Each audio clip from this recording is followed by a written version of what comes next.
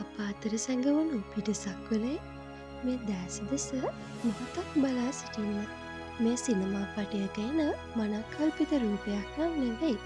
වසර මිලියන 300ක සිට මහා සාගරය පාලනය කරන අද්භූත ජීවියෙකුගේ සලකුණක්.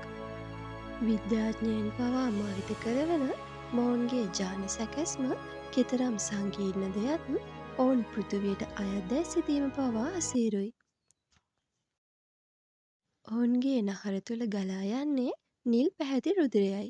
මහා ගැඹුරේ ඇති අධික ශීතල පරාජය කරන්නට ඔවුන්ගේ සිරුර තුළ හදවත් තුනක් එකවර ගැහෙනවා. ප්‍රධාන මොළයට අමතරව සෑම අඩුවකම තවත් කුඩා මොළයක් බැගින් නැත.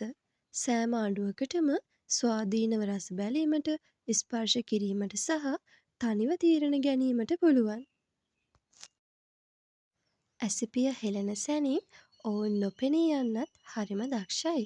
වර්ණය පමණක් නොව තම සමේ වයනය පවා වෙනස් කරමින් ඕනෑම ගලක් හෝ කොරල් පරයක් බවට පත්වීමේ මහා මායාවක් ඔවුන් සතුයි. බුද්ධිමත් අතීතයට උරුමකම් කියන අතිශය අද්භූත බූවල්ල තමයි සාගරයේ ජීවමානම ප්‍රහේලිකාව. මේක සොබාදහමේ තියෙන අති විශිෂ්ට නිර්මාණයක්. අපේ ලෝකය පිටුපස තියෙන මෙන්න මේ වගේ ලස්සන විද්‍යාත්මක කරුණු තවත් දැනගන්න මාත් එක්ක එකතු වෙන්න. අපි ආයෙත් හමු වෙමු.